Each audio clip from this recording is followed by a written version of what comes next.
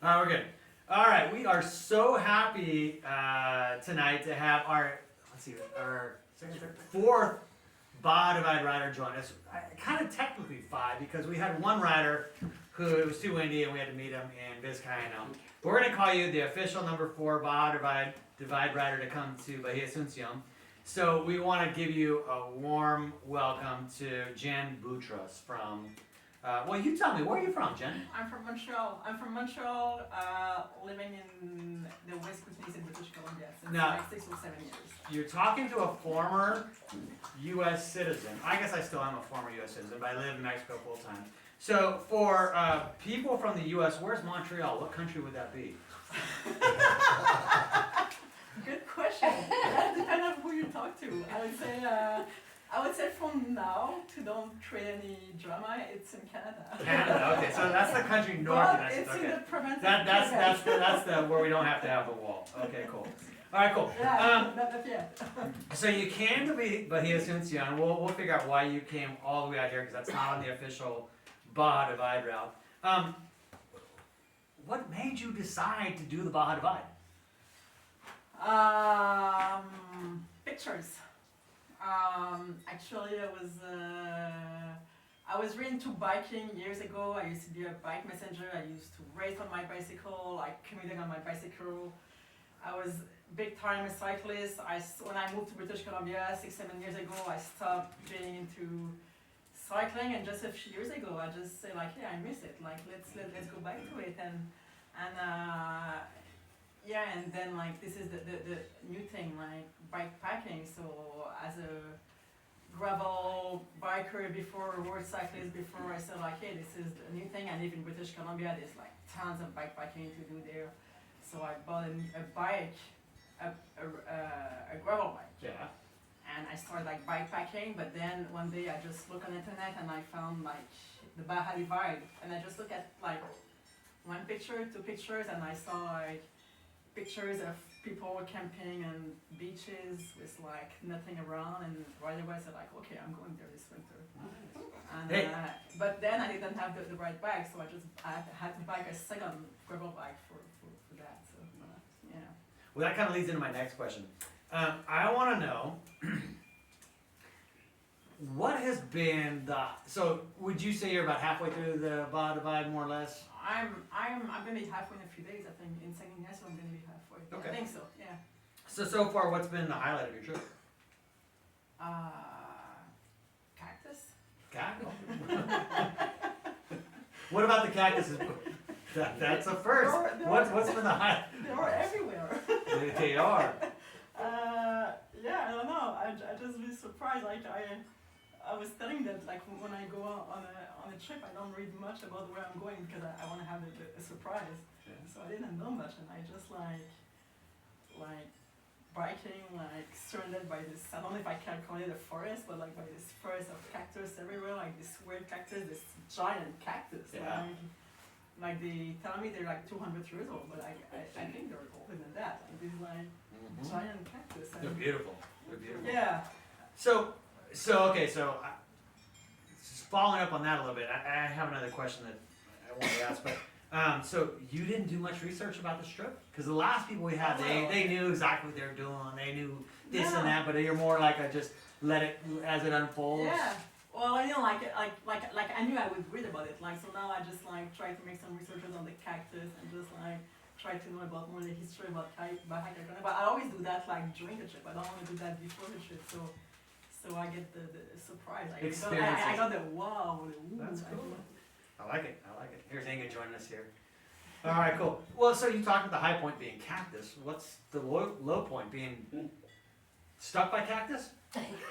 Well, my biggest fear is to fall in cactus. Like because sometimes it's like some really like it's wide, but like you have to ride like where you can ride on the road. So sometimes it's just like there, and there's like this big torn cactus there, and you're just like, oh, hopefully it's gonna go okay. The big well, the roads are like really hard sometimes, and they are. They're like pavement or dirt. That can be hard. Is that what you mean? They're like pavement. Can't they be softer too in the sand? No, very soft. This is my English. I'm just messing with you. Yeah, I think I had my hardest day like about 2-3 days ago, like trying to go through this like endless sand, like soft sand, and you just like it's a straight line, like infinite straight line. You cannot see the end, and you just like walk, and you just like I don't know for how long I'm gonna be walking, and then you just like I'm gonna ride my bike again. And you ride and say like, well, I'm going faster walking, so you walk again, and it's just like. Yeah, but then after that you just smile and you just like, I went through it. It was okay, you know, finally. I love it. All right, next question. What has surprised you the most? And this could be not only about the bike ride itself, it could be about Baja. Have you been to, well, you've been to Mexico before. You told me you traveled in mainland before. What's, maybe how about this? On your trip, what has surprised you the most? What is just like, wow, I didn't. What surprised me the most? I just find I've been traveling like quite a lot in my life, but I find Baja Divide is like it just seems to be a bubble, like its own world. Like I don't know how to explain. Like the people are so great here. Like everybody like I'm doing the Baja Divide, so like like the people are used to see bikers, but everybody is stopping and asking me, do you have enough water? You know, like you need something, and you have to like push them away. No, I'm good. Like, I have enough. Like they're like so nice, and yeah, I don't know. I just feel like this place is unique. Like the whole. I just did halfway, but like I'm pretty sure it's gonna be. That's why why we're here. Yeah. Yeah, the people here are beautiful. Yeah. Okay, this is a definite fan favorite question. And we've had some debates. We've had some debates on this one.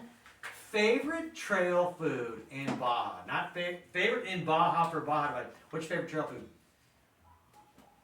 Well, isn't it favorite? I eat the same thing every day.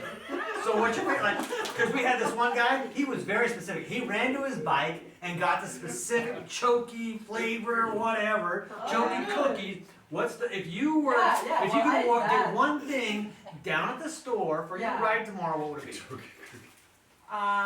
Okay, like I have a sweet tooth. I'm biking a lot. I need sugar, so there's like those little candy for kids, like red that like taste like. Tell them, tell the future riders what should they get? This is full of sugar. Just eat it. don't think about your teeth. Just eat it. I love it. Okay, well, speaking of that person over there, and this is important. This hits home for me, and I know you and we talked about this a little bit last night. There's someone at home, hopefully watching this. Hopefully someone's watching this. Yeah. Sitting on the couch. And they're saying, "Oh my gosh, I cannot believe she's riding 1,800 miles through Baja on her bike. I wish I could do that. I wish I could go run 100 miles. I wish like those people are crazy." What's your advice to that person? Like how different are you from that person? We're not crazy. We just do it. Just don't. I think people think too much in life about things. Just like I have this thing that I just like, you know, I look at the picture. I told you, like I just look at this picture. I said I'm doing it. So I think people just think like all the time, if that happened.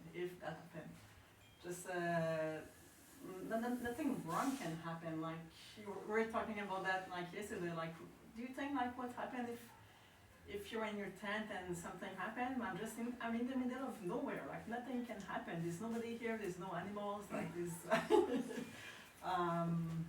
Yeah. I just don't think much about it. Right. Just like if you think about that you want to do something, it's because you want to do it. So like just follow it. Yeah. Right on. Well, just to kind of to follow up on what you were saying, I want to give you a cheers first of all. Sure. Because thanks for the good beer. Of course. I really want people to understand normal people do special things. Normal people do special things, right? Yeah. You're a normal person, I'm a normal person, but you're doing something very special, and I know you're inspiring a lot of people. So big cheers to you. Yeah. And I just want to say thank you. Thank you for sharing your story with my family, with our friends, with our community, and on behalf of our family in our community of Baja Asuncion, we'd like to gift you with something so you remember us on your future Oh, that's so great. Thank you. Oh, well, I should give you a gift. You gave us a gift of your company. Okay, well, I have to tell you, like, this family are the best. So if you really have the chance to come over here and have the experience, do it. Yeah, we wanna welcome all the Baja Divide riders to come out to Baja Asuncion. It's a beautiful community. It pours the And we hope we are working really hard to get a dirt route out here from Vizcaíno. So stay tuned for that. But Jen, thank you so much for blessing our community, blessing our family. We really appreciate everything that you've done for us, and safe safe travels. And thanks again. Thanks, like, yeah, you shouldn't be thankful, I should be thankful, so thank you. All right. Cool. Well, thank you.